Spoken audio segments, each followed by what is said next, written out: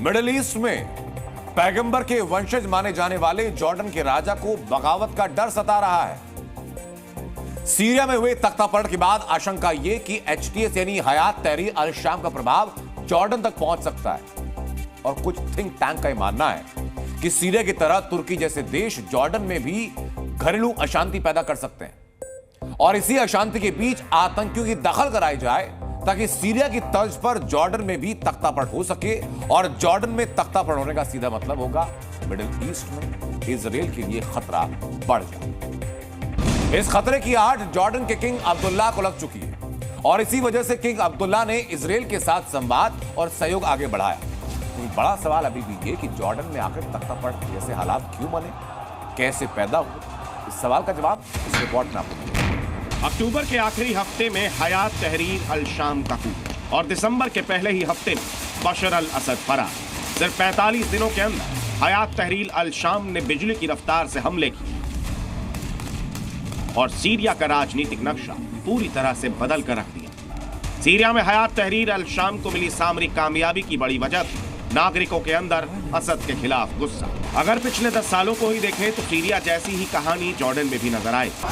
पैगंबर मोहम्मद की वंशावली में 41वीं पीढ़ी माने जाने वाले किंग अब्दुल्ला के खिलाफ जनता की नाराजगी की पहली लहर उठी थी साल 2012 में, जब प्रशासनिक अव्यवस्था के खिलाफ जनता सड़कों पर उतरी थी। फिर आया था 2018 जब आर्थिक सुधारों को लेकर जनता ने सरकार के खिलाफ आवाज उठाई और तीसरा मौका आया पिछले साल यानी साल 2023 में, जब गाजा के युद्ध में किंग अब्दुल्ला के रोल को लेकर जनता सड़कों पर उतर आई। इसी वजह से यह आशंका जताई जा रही है कि इजराइल विरोधी ताकतें किंग अब्दुल्ला के खिलाफ घरेलू अशांति का इस्तेमाल सीरिया जैसे हालात पैदा करने के लिए करेंगे, यानी जॉर्डन के राजा के तख्तापलट की भी कोशिश होगी। इसी खतरे को देखते हुए जॉर्डन और इजराइल के इंटेलिजेंस अधिकारियों की एक बैठक हुई। इस बैठक में चर्चा का पहला मुद्दा था इजराइल और हयात तहरीर अल शाम के बीच संवाद स्थापित करना। बैठक में उत्तरी जॉर्डन पर मंडराते आतंकी खतरे का मुकाबला करने की चर्चा हुई और जॉर्डन के जरिए ईरान के हथियारों की तस्करी को रोकना। इजराइल के लिए हमास और हिजबुल्लाह तक हथियारों की नई खेप पहुंचाना टेंशन की वजह बना,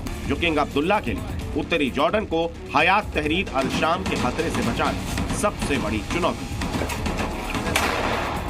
हयात तहरीर अल शाम का मिलिट्री कैंपेन रक्का से शुरू हुआ था। रक्का से दक्षिण की तरफ बढ़ते हुए देर अज़-ज़ोर और होम्स तक एचटीएस ने कब्जा किया और उत्तरी दिशा में एलेप्पो, इदलिब और लताकिया से हामा होते हुए एचटीएस के लड़ाके दमिश्क तक पहुंच गए। अगर एचटीएस ने दमिश्क के ग्रामीण इलाकों पर कब्जा कर लिया तो ये आतंकी सीधे जॉर्डन के बॉर्डर तक आ जाएंगे। इसी वजह से अमेरिका के secretary of state Antony Blinken भी जॉर्डन गए थे ताकि गाजा के युद्ध को जॉर्डन में घरेलू अशांति की टूल किट न बनाया जा सके और एचटीएस के खतरे से जॉर्डन समेत इजराइल को सुरक्षित रखा जा सके।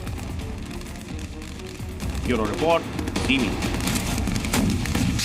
हालांकि ये पहली बार नहीं जब जॉर्डन के शाही परिवार ने तख्तापलट जैसी चुनौतियों का सामना किया हो।